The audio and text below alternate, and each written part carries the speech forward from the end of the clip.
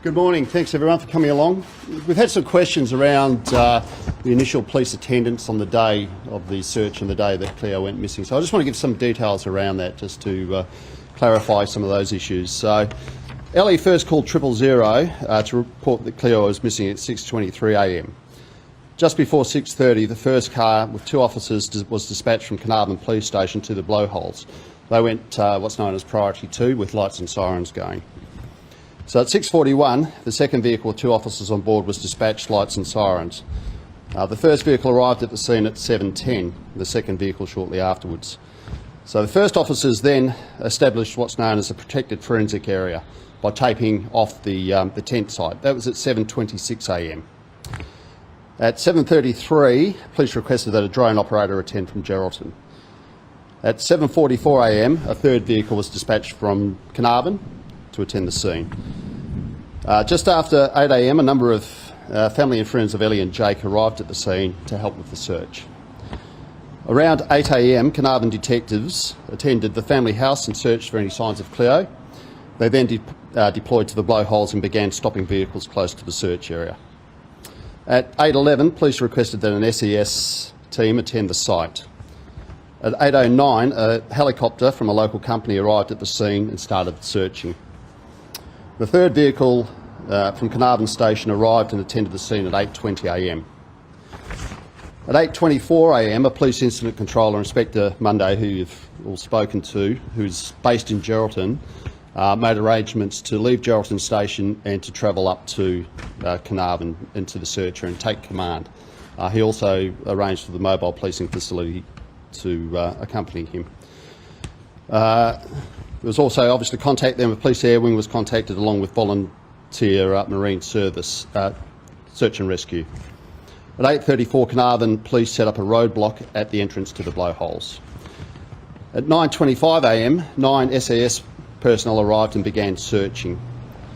Around 9:30, officers from Carnarvon detectives sat down and remained with Ellie for the rest of the day.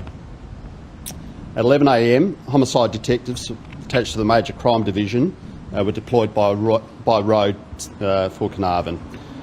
At 1 p.m, homicide officers and search experts from our Emergency Operations Unit left police in the Police Air Wing and arrived at Carnarvon at 3 p.m.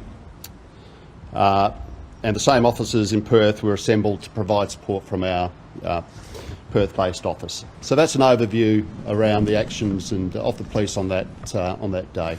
So I'll take any questions.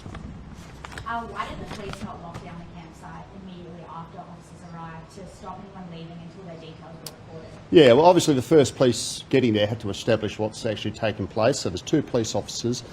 As you know, you've been up there, it's a large area. So they did a great job by establishing a protected forensic area containing the tent and all the evidence that may be contained within that immediately. So the first officers at the scene did a really good and thorough job. Shortly after they established it, when they had some more resources, there was a roadblock put at the entrance to the turn-off. At the same time, though, the other officers, as well as speaking obviously to Jake and Ellie and establishing the facts around what had taken place, were recording registration numbers, speaking to people, obtaining their names and addresses. Were cars searched during that period? Initially, they were speaking to people and they were looking in cars within the campsite. Everyone was obviously very helpful at that time. After we established the roadblock, we would speak to the drivers, look in the car as well with permission and search. And obviously we didn't find, unfortunately, Cleo in any of those vehicles. And do you know what time police started to search the shacks and vehicles and caravans? Well, it was during that day, but obviously the shacks themselves, they inspected those, but they're all locked from externally with padlocks, so you couldn't actually gain entry into those. And there was a coordinated search with SES and everyone else there. And why was the Marine search called off so early? Well, we call experts into that. Obviously they give us advice around the terrain, around the water conditions and everything else, and we take their advice. Will you be checking the ocean again at all? Look, we certainly may do that, and we may go back there.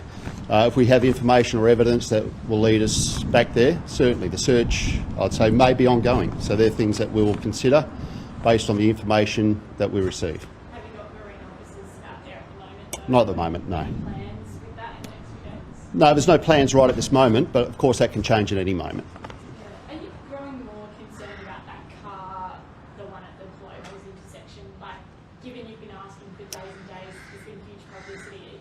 Yeah, look, certainly it's a priority for us to identify who was in that vehicle. So we'd like that person to come forward, anyone in that vehicle. So we haven't, like I say, and I said yesterday, we haven't identified that vehicle yet, and we'd like to do so. Well, is it fair to say that by 6:23 a.m.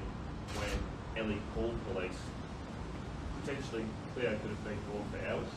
That's potentially right. We know that Ellie gave Cleo a drink of water at about 1:30 in the morning, so they went back to sleep, and when they woke, shortly after 6, that's the time period.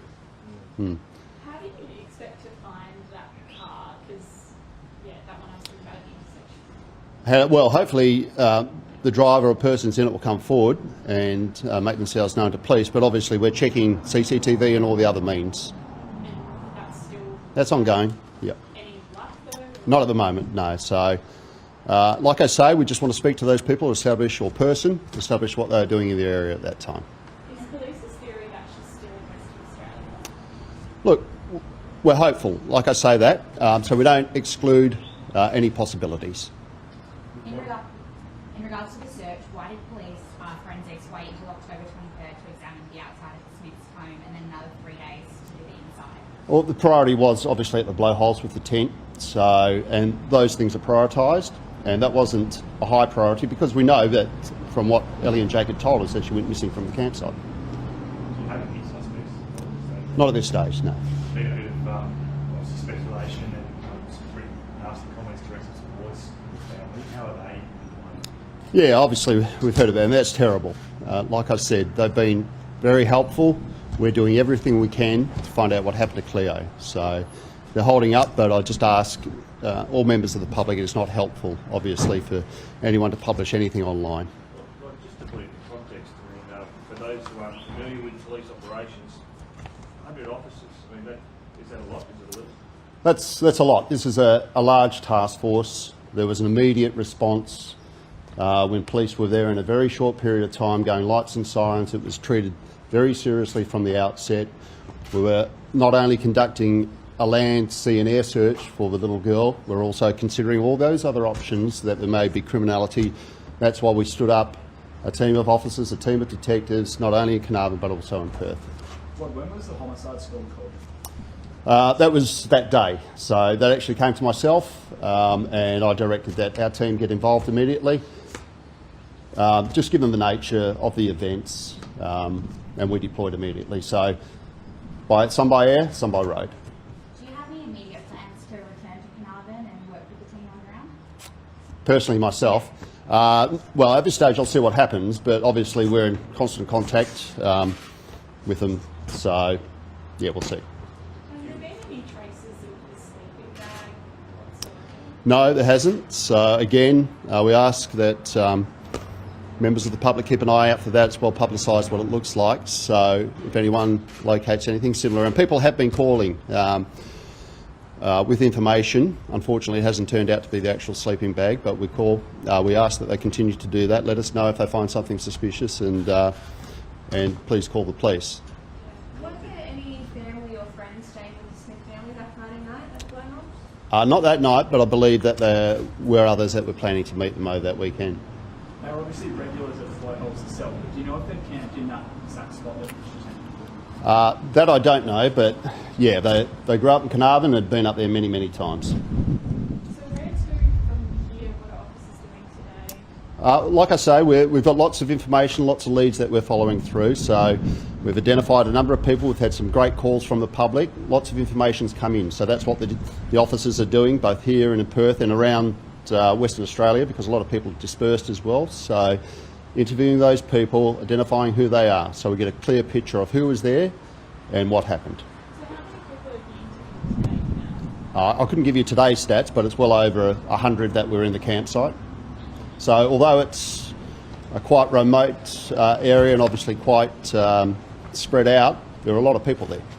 There's been quite a few reports of, I guess, maybe unsubstantiated reports of people in Tom's people who maybe approached children in the past, recently or years ago in this region.